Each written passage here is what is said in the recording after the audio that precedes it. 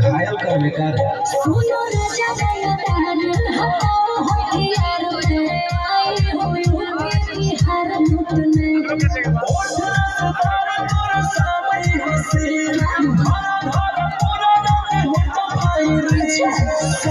चिंगारी भिड़िया जैसा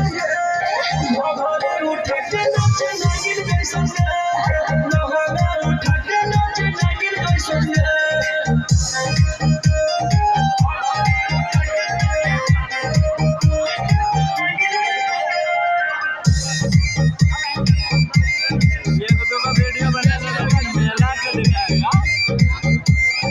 बंद खजाना से तुम ही भेट